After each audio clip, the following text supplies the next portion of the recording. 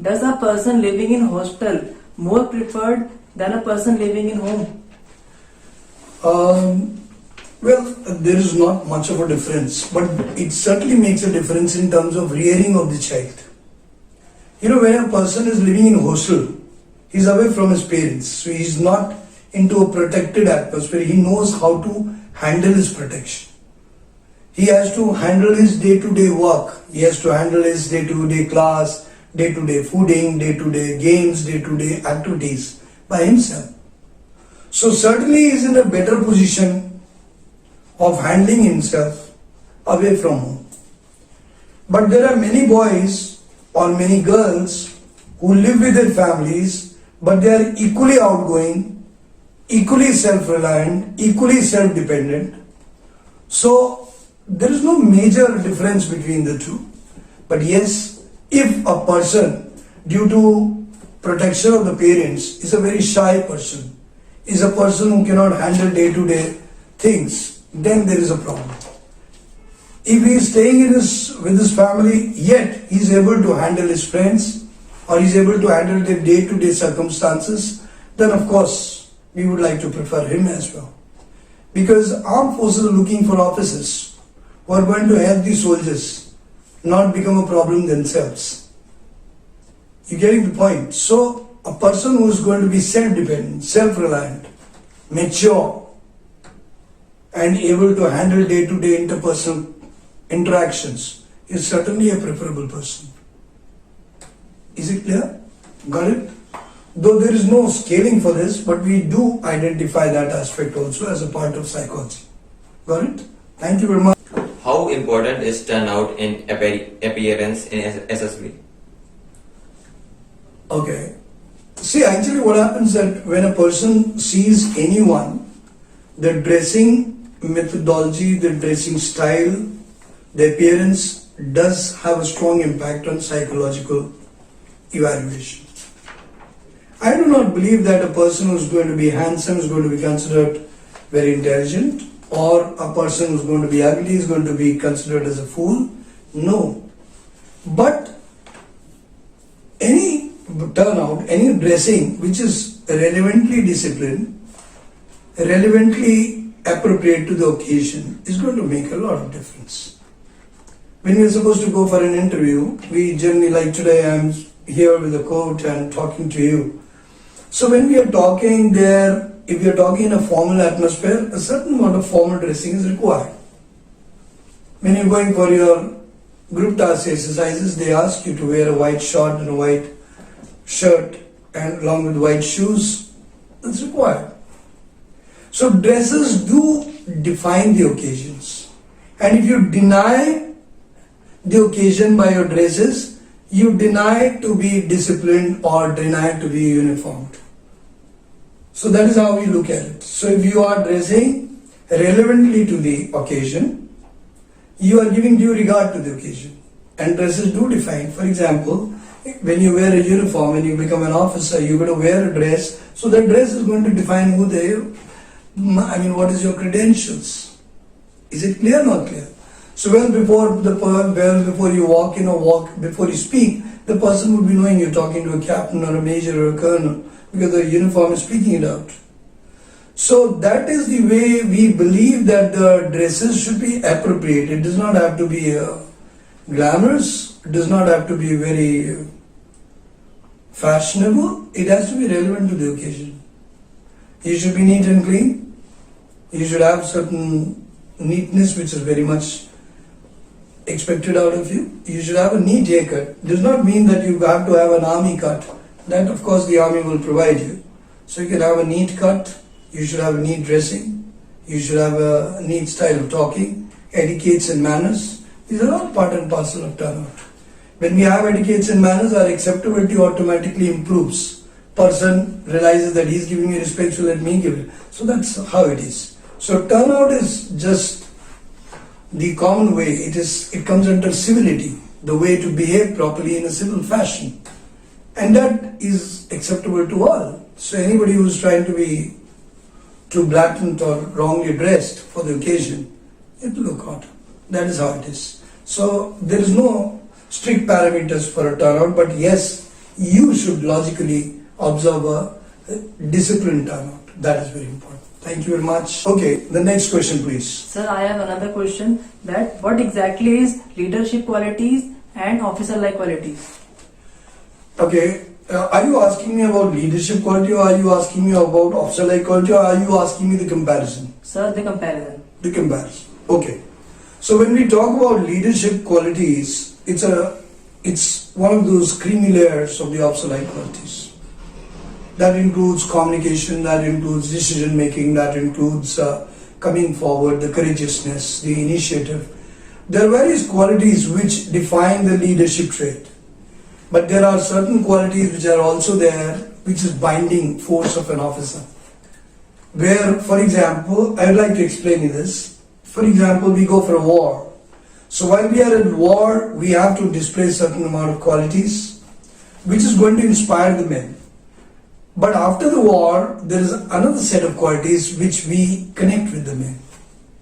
That is the amount of care, the sympathy which we hold for them, the empathy which we hold for them, the concern which we do, the planning which we do.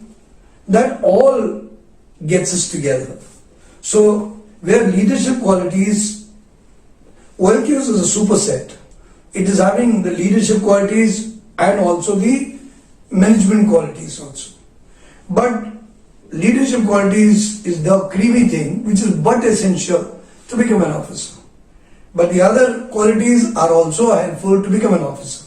So when you combine them together, that makes it OLQs. And when you talk about the high-graded qualities which are going to be very important for inspiring men, that is called leadership qualities. I hope you've understood the difference.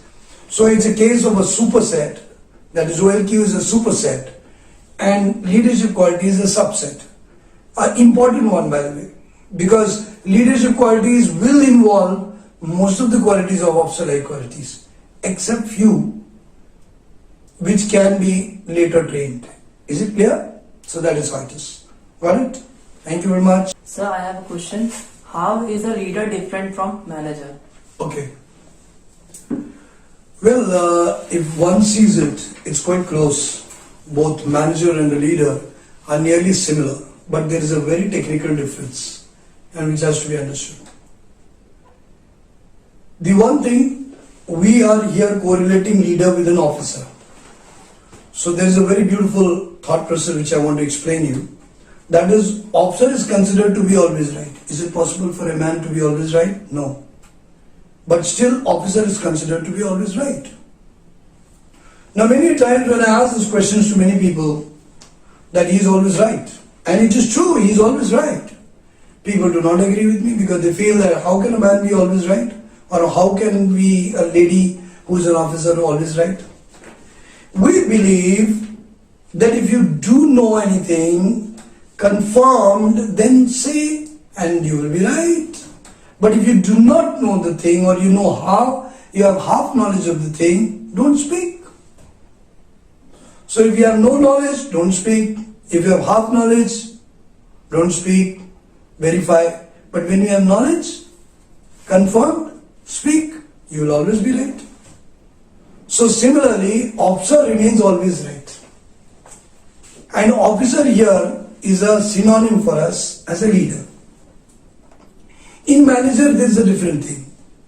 In manager, there is a small difference, that is, that if he does a mistake, he later on corrects it by doing some n number of actions and he solves it. So therefore, manager may not be right, but he can manage it rightly. You getting what I mean to say? So, we want, when we talk about the armed forces officers, which we look in the SSB, we want that he should be always right. Now, this is only possible when he answers the question which he rightly knows and he is right, then he should answer. Otherwise, he can always say, sorry sir, I do not know. Or sorry sir, I am not able to recall right now. Because by saying so, he is not giving misleading information. Now you please understand it in one more army circumstance. Suppose I am going to attack a camp of terrorists and I do not have full knowledge of how many terrorists is there, what are the weapons which they have, do they have any kind of nuclear weapon there, and suppose I attack there, then automatically and not only, okay, I will kill the terrorists, but I will kill a lot of people. So is that attack right? No, it is not. So therefore, I should have the right knowledge. If I don't have the right knowledge, it is better to plan it later. Because I can't risk my men for just taking hold of 2 terrorists or 5 terrorists or 10 terrorists. I cannot kill even a single man of mine. So therefore, one has to understand this point. So that is why leadership is supposed to be always right. Yes, sir. I have a question. That how La Military Academy is helping to improve their psychology when CS already has psychology for own? Okay, you want to say that if a person has a psychology, which is very true, a person has a thinking process and it develops over the years, then how are we going to change their psychology? We don't change anybody's psychology. We do not. We go deeper into the thinking process and let them change what they should change. That is, I will explain this. For example, there is a thinking process related to fighting. So somebody has, okay, let me forgive. Somebody has, I will fight. Somebody has, let me take understanding of the situation. So everybody has a psychology of their own. They have learned it from their father or from their parents or from the school or from the neighborhood or from the atmosphere or from their thinking.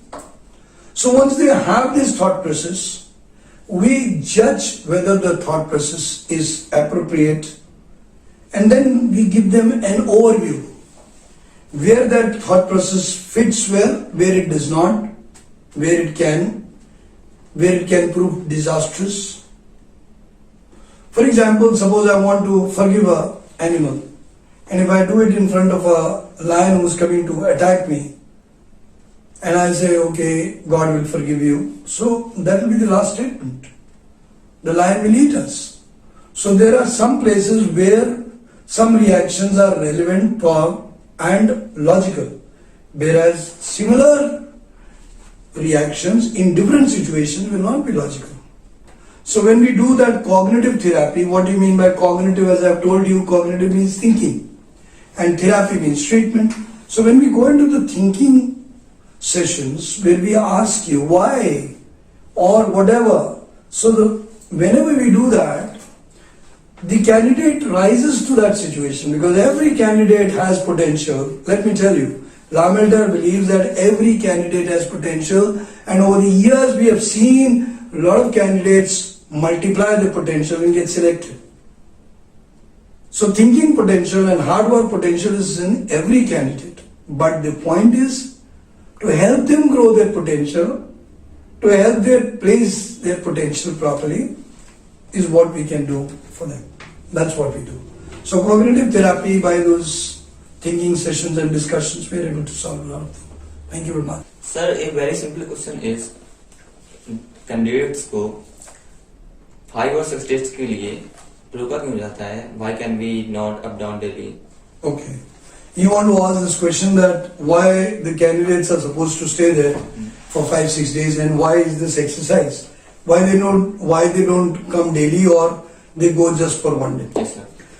See, actually, SSB is about understanding the personality aspects.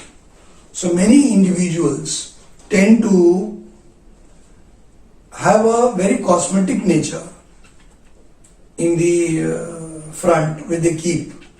That means कि वो कुछ समय तक, for quite some time, they tend to pretend what they are not. So when you stay there for 5-6 days, you generally become easy with all the boys. And during those 5-6 days, you are not able to consistently hide yourself. So in your small observations and also of course your final observations, we are able to find out a general idea about your true self. That is why your staying for 5-6 days is a wonderful exercise. Particularly when we want you to be recommended as an officer tomorrow. Is it clear? Got the point? Yes, sir. If you stay there in those days, 1 day, 2 day, 3 day, 4 day, by 5 day, you'll become easy with your friends. And there you will start expressing all your qualities and expressing all your behavior. There are some times when boy takes some time to open up. So that also space we give you. We want to know you. We don't want to miss out on you, but we also don't want to be bluffed by you. There may be a good candidate who may not be able to open up, so we want to identify that person. But there may be a bad candidate who would like to make a fool of us, so we want to identify that. So in those 5-6 days, we get a good opportunity to do that. Even now, there has been a proposal for reducing the SSB to 2 to 3 days, but that is why they are working on it, because of this reason, that they want the candidate to be there with them so that they can open that candidate to be himself or herself, and in the process they'll be able to find out about the candidate. Is it clear? Clear. Sir, it is expected to give natural performance. So is coaching beneficial or harmful for a candidate, and why is so many coaching institutes all over India? Okay, yes, a very good and relevant question. We're supposed to be natural, we has to be whatever we are. So I do believe that coachings are going to be detrimental to your, personality. Yes, guidance, that means objectively different for different candidate is going to be very helpful. Or picking up the logical principles so that you can absorb it differently, and the other with his kind of credentials, with his kind of background, may give a different answer, but it should be logical, is required. So if you're learning it by heart like a coaching person, you're learning every answers, I don't think that is the relevance which the service selection board officers would like. They would call it relevant also. So it should be relevant. It should be relevant to you, it should be relevant to your background, it should be relevant to the situation. And more importantly, here, instead of going for a coached performance, I again repeat, don't go for a coached performance, go for a guidance approach where you get to be yourself. You're free to understand that you can give the answers in a similar manner, a logical manner, but not a learned manner. Please do not do a learning for yourself. Even wherever you study or whatever you pick up, always learn to be yourself. And that is also one thing which is very important. Now when we go back to the history of Law Military Academy, we've never tried to tamper the personality of the individuals. We've always tried to take n number of days to identify the personality, accumulate it, absorb it, understand it, decode it, and then discuss with the candidate. Then the candidate himself or herself is able to understand, okay, this is relevant and this is not relevant. So the entire process becomes more effective, and the results come from there. Because after all, it's not my answer which you have to learn, it is your answer which you have to create. So I'm just like a guide. You can call me Krishna, or we are trying to emulate Lord Krishna. Not Krishna exactly, I'm so sorry to say that, but yes, we are trying to emulate Lord Krishna, the great man who directed the Arjuna to victory. Because it's true, the warrior is you. Arjuna won the Mahabharata, but Lord Krishna was quietly sitting there guiding. We cannot go with you like the chariot in the Mahabharata, but we can train you whatever little we can. We try to do it. That is our role model, and we try to help you so that you get your victory. Is it clear? Yes, sir. I have a question. What is the difference between assertive and dominative? And sir, why you always say that be assertive, not dominative? Okay. Assertive and dominative. Assertive means a person who is able to put his point across. Dominative is a person who tries to push his point across. There is a difference between put and push. In put, we will get more compliance. People will agree with us more because we are talking something logical and we are saying it, we are not forcing it. Let me give you an example. There is a small child. You want to give him apple, but you want to force his apple down his throat. In spite of apple being a very, very good food, because you are forcing it, he will not like to take it. So it is much better to serve on the plate and convince him to take the apple. Similarly, in assertive mode, we say our point. In dominative mode, we tend to push our point. Please don't push. Learn to be leaders. Let the people be convinced with your logic. Let they agree, because everyone has a thinking mind. And when they have thinking mind, so they can always come up to understanding what exactly you're saying. Let me tell you something like, for example, we are going to talk about some kind of technology. Suppose we want to have power. For the power solution, we talk about that we should use nuclear technology. Now, if we say that yes, nuclear technology can solve a lot of power situations in one minuscule level also. Whereas the others are talking about solar power, wind power. And we try to push, no, we should only go for nuclear power. No, that's not fair. Because nuclear power, yes, is effective, gives very good result, but let me tell you, solar power, wind power is least dangerous. They can also have solved some problems. So we should use nuclear power when it is required.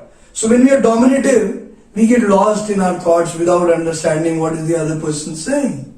So we should appreciate, we should keep our mind open so that we can understand what is the other person saying, and we are also able to put our point and then come to a conclusion. So assertive people are never, pushing their conclusions. Assertive people come to a conclusion. They analyze, they pick points from others, and they come to a conclusion. That is the best way of leadership. Because then you are not only leading from front, but you also have people behind you.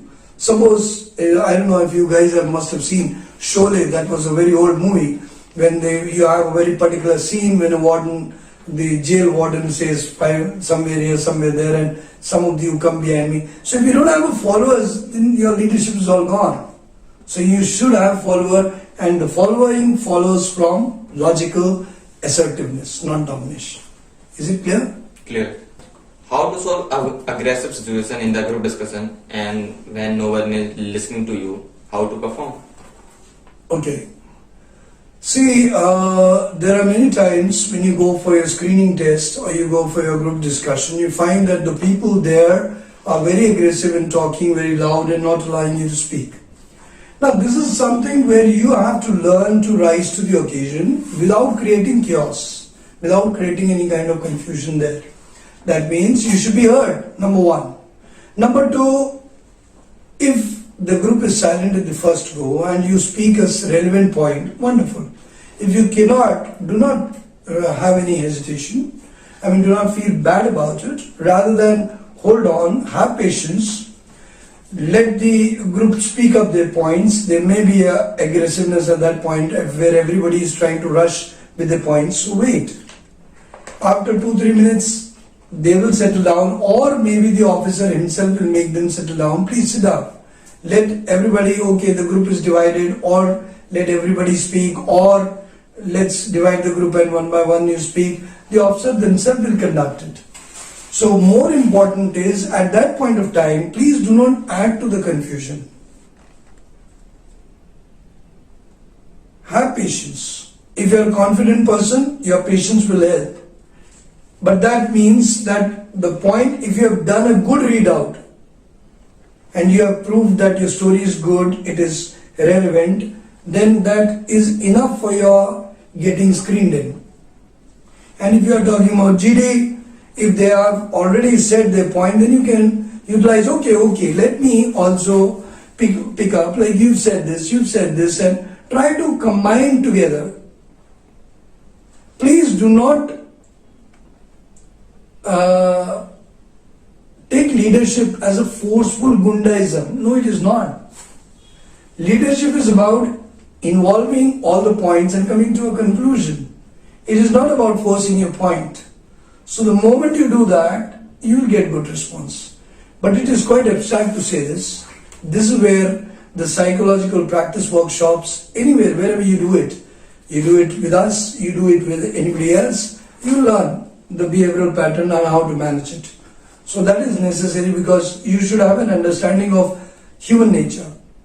as that is also a part and parcel of your quality.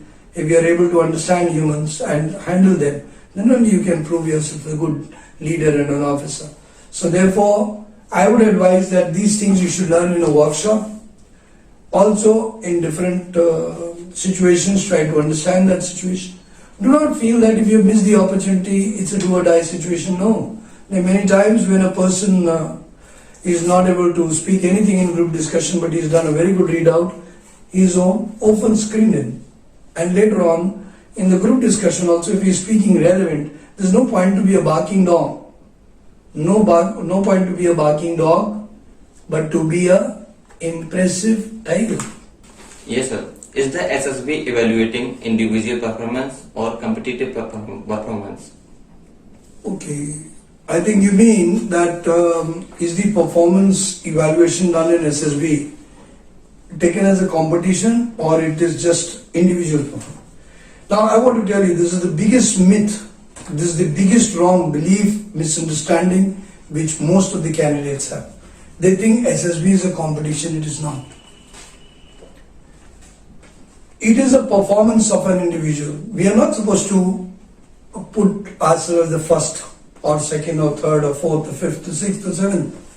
We are supposed to perform properly and trying to put our performance in the best way possible.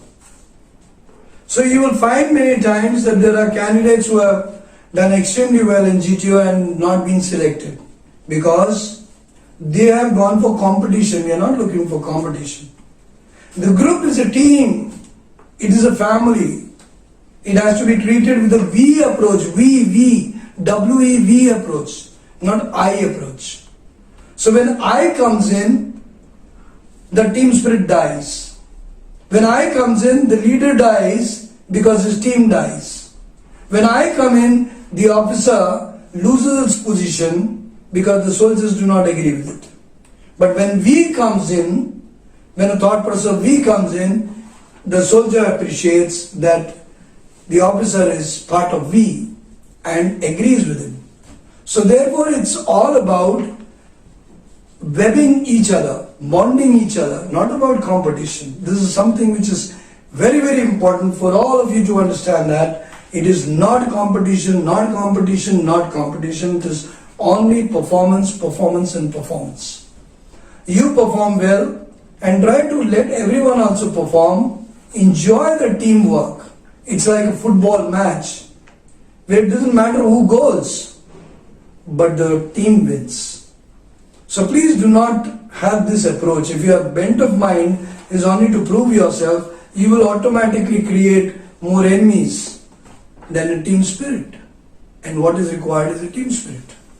So please go for this. I'm sure wherever you are, whatever place you work, learn in the workshop to work as a team, and I'm going to sure that you will be able to express yourself better, you'll be able to perform better, and your team will be able to perform better, your group will be able to perform better, and more selection will follow from the group. That is how it is. Okay, thank you. Thank you for the session today. Thank you all of you.